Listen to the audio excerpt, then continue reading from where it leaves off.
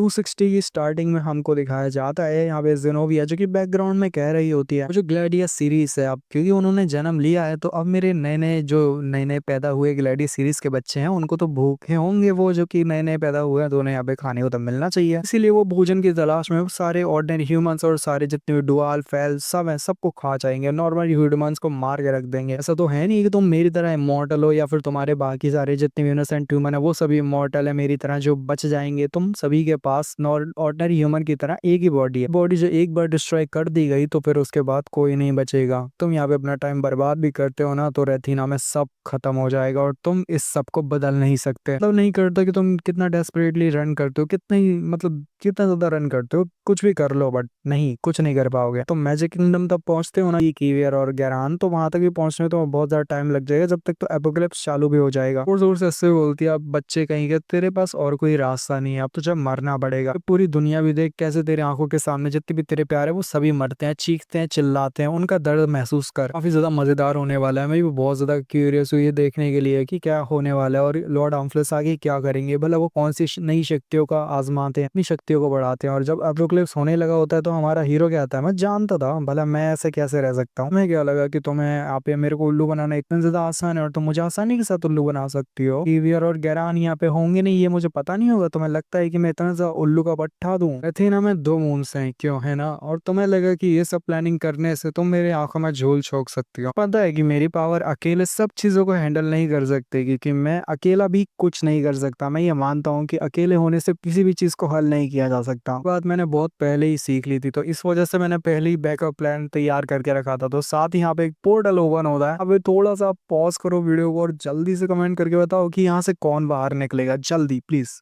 कर दिया, चलो ठीक है स्टार्ट करते हैं। तो यहाँ पे जब पोर्टल ओपन होता है तो उसके अंदर से एक रेड हेयर वाला बंदा बाहर निकलता है, रेड या ब्राउन होते हैं उसके, तो वो बाहर निकलता है और आधे से ज्यादा लोग समझ गए होंगे कि ये बंदा है कौन। हमारी जो कीवियर होती है वो भी हैरान होती है कि आखिर ये बंदा है कौन, ये देखने में तो फैमिलियर सा लग रहा है, लगता है जैसे मैंने पहले भी इसको देखा है। और जो टाइम आर्टिफैक्ट था आखिर उसका हुआ क्या, क्या वो अभी तक अनलॉक नहीं हुआ। हमारा हीरो डायरेक्ट कहता है, एरिक उससे कहता है कि मेरे को नहीं पता था कि इतना देरी से आना पसंद करोगे, आखिर में तुम ज्यादा ही देरी से आए हो। वैसे ये सब छोड़ो, बताओ कि बाहर की ताजी हवा खा के तुम्हें कैसा लग रहा है। अथी से, ये और कोई नहीं बल्कि हमारा अथी से होता है जो कि अब बहुत ज्यादा पावरफुल और बड़ा दिख रहा होता है क्योंकि वो वहाँ पे बहुत ज्यादा लंबा अरसा गुजार के आया होता है। बहुत ज्यादा पावरफुल और बड़ा और सबसे मैच्योर बंदा लग रहा होता है अब देखने से, पहले कुछ कम था बट अब बहुत ज्यादा पावरफुल और स्ट्रांग लग रहा होता है। हम देखते हैं कि अथीसे के बगल में उसका एक स्कल होता है जो कि उसी का होता है, यानी कि वो होता नहीं है होलो करके कुछ, वही क्रिएचर होता है ना ग्लैडियस सीरीज का कोई पुराना क्रिएचर, वो यहाँ पे कुछ चीजें क्रिएट करके यहाँ पे इसको लेके आया होता है, या तीसरे को यहाँ पे लेके आया होता है, बता रहा होता है लोकेशन वगैरह। तो वहाँ पे आते ही कहता है कि ये तो बहुत ज्यादा परफेक्ट टाइम है। देखो कि कैसे मैं अपनी फ्लेम के साथ इस पूरी जगह को राख में तब्दील कर देता हूँ। तो वो आधा स्कल कहता है कि हाय जिनोविया, तुमसे मिलके दोबारा अच्छा लगा। जिनोविया जो होती है वही आर्क बिशप जो मैंने बताया था ना, पुराने टाइम का आर्क बिशप, उसे देख के बहुत गुस्सा होती है क्योंकि ये इसका नाम एक्टस होता है जो कि वही आर्क बिशप है। एरिक के साथ मिल जाने के बाद एक्टस जो होता है ना अथीसे को यहाँ पे पोर्टल ओपन करके लेके आया होता है, इस वजह से जिनोविया उससे बहुत गुस्सा होती है। और अब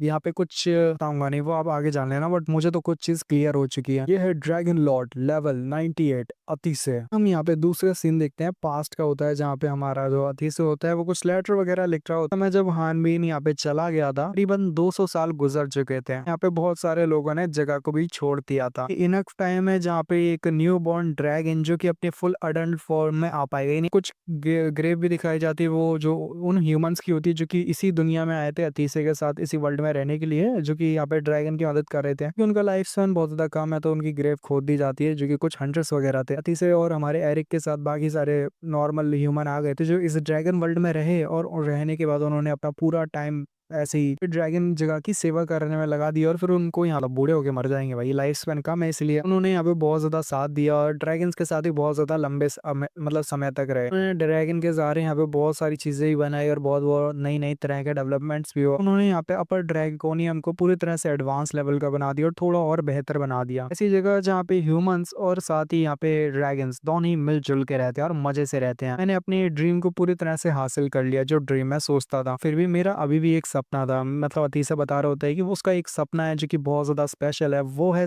अपने सभी दोस्तों के साथ मिलके पूरी दुनिया का सफर करना, ये उसका सबसे बड़ा सपना भी है। फिर मेरे ख्याल से मेरे मन में एक ये चीज तो आनी थी, तो वो मतलब अब मैं उसके पॉइंट ऑफ व्यू से बता रहा हूँ, तो आप समझ जाना मैं अतीसर जो भी बोल रहा है वो मैं बोल रहा हूँ। इसे बोलता है कि फिर उसके बाद मेरे अचानक से दिमाग में आया बाहर की दुनिया कैसी होगी, क्या बाहर की दुनिया बिल्कुल ठीक होगी, क्या हानबीन जो कि यहाँ पे निकल चुका था अपने जरिए पे, यानी जो भी वो लाइफ जीना चाहता है, क्या वो वाकई में उस हैप्पी लाइफ को जी रहा होगा एक शादी करके। कीवियर निम का क्या, यानी वो जो कीवियर है उसका क्या, तो साथ ही यहाँ पे अब लियोनार्ड का भी मैं कैसे भूल सकता हूँ, लियोनार्ड भी मेरा एक बहुत अच्छा साथी था। तो यहाँ पे लियोनार्ड का क्या हुआ होगा। लेटली मैंने यहाँ पे वो न्यू बॉर्न बेबी को भी देखा है, जो कैमो और साथ ही इलेक्ट्रॉन का यहाँ पे एक बेबी भी हुआ है, उन दोनों ने शायद शादी कर ली और उनका बेबी हो चुका है। इसे कहता है कि वैसे अगर देखा जाए तो शायद मैं थोड़ा सेल्फिश हो सकता हूँ, बट फिर भी मुझे कहीं ना कहीं लगता है कि मैंने गलती कर दी थी। शायद मुझे उसके हाथ को थाम के रखना चाहिए था, मुझे उसको जाने नहीं देना चाहिए था। मैंने उसके उस पल को हाथ को थाम लिया होता और उसे जाने के लिए ना बोला होता तो आज शायद हम साथ में होते हैं। मैं उस सुरीली आवाज को मिस करता हूँ जो थी वो उस लड़की का नाम है आइफर, से अब मुझे प्यार होने लगा है और जिसको मैं लव करता हूँ। तो साथ ही यहाँ पे कुछ दरवाजा बजता है तो अति से हैरान हो जाता है कि आखिर क्या हुआ, क्या बात है। तो यहाँ पे वो लड़की निकलती है जो कि पूरा छोटी मोटी ड्रैगन सी होती है, इसका नाम मैं भूल गया, बट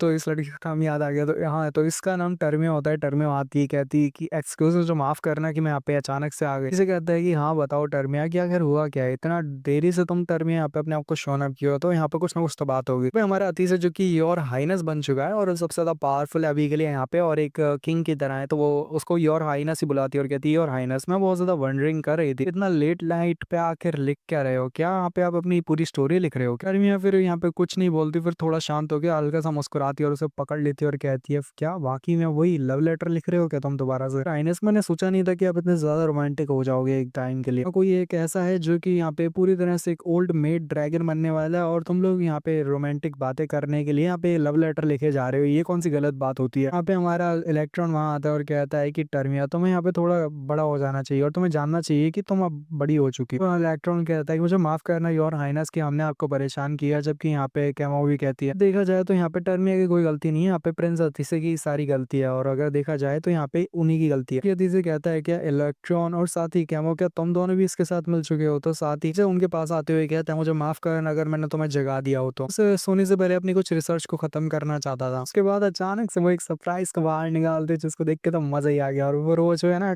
जो कैमो होती है जो कि किसी भी चीज को हाइड कर सकती है, तो एक खाली प्लेट को निकालती है, फिर उसके बाद से उस पर जो हाइडिंग मैजिक होता है उसको यहाँ पे हटा शो करती है जो कि होता है एक अच्छा सा केक और वो कहती है कि ये तुम्हारा 365th बर्थडे है, हैप्पी बर्थडे योर हाइनर। ट्रॉन कहता है कि मुझे माफ करना, नॉर्मली जो आइलैंड है ना उस पर कुछ फेस्टिवल वगैरह चल रहा है, इसकी वजह से हमें इतना ज्यादा अजीब सा पार्टी कर रहे हैं। गर्मिया कहती है कि मुझे माफ करना कि हम लोग कुछ ज्यादा प्लानिंग वगैरह ही नहीं कर पाए, कि हम तो सोच रहे थे कुछ ज्यादा बड़ा करेंगे। तो साथ ही वो कहते हैं क्या एक बात तो आती है कि तुम कुछ ज्यादा ही नहीं अपने काम में खो जाते, कि यहाँ तक कि तुम्हें अपना बर्थडे तक भी याद नहीं रहता, कि तुम बर्थडे ही भूल गए भाई अपना, जो कि बहुत ज्यादा स्पेशल होता है। तो यहाँ पे तीसरे कहता है तुम सभी का बहुत बहुत शुक्रिया। तो मैं नहीं लगता कि यहाँ पे जो केक है उसके ऊपर जो कैंडल है थोड़ी सी कि मैं मुझे समझ नहीं आया कि आखिर वैसे इसका मतलब क्या था। हाँ अगर एक बात तो है, अगर तुमने इसके ऊपर 365 कैंडल्स लगा दी होती फिर तो ये पूरी तरह से आग का पूरा झुलस जाता, घर ही जल जाता। तो अच्छी बात है अगर तुमने कमी लगाई है तो अच्छा है ये भी। वो लोग यहाँ पे मजे ही करने लगते हैं कि अचानक से एक आवाज आती है, तो वो सभी लोग हैरान हो जाते हैं क्योंकि वो उसके बंदे की आने की प्रेजेंस तक को यहाँ पे नाप नहीं पाए होते कि कौन यहाँ पे आ गया अचानक से। ये बंदा और कोई नहीं बल्कि एरिक होता है जो कि अचानक से आ जाता है। ठीक है टाटा, मुझे माफ करना, मैं थोड़ा सा देर ही हो गई मेरे को आने में, मैं अचानक से इस तरीके से आ रहा हूँ। साथ ही सभी लोग एरिक के हाथ में देख के ना उस होलो को घोस्ट समझ लेते हैं। जो होलो होता है वो यहाँ पे बोल रहा होता है अरे नहीं नहीं नहीं भाई मैं कोई घोस्ट नहीं हूँ, मैं मरा नहीं हूँ, मैं जिंदा हूँ अभी तक, बस मेरा सिर कट गया। अच्छी है कि मैं क्रिस्टल से बार बार बच गया। ये वाले एपिसोड का एंड होता है। Hope you enjoy, leave a like अगर आपको पसंद आता है। तो मिलते हैं अगली वीडियो में। सायोनारा, peace out, bye bye bye.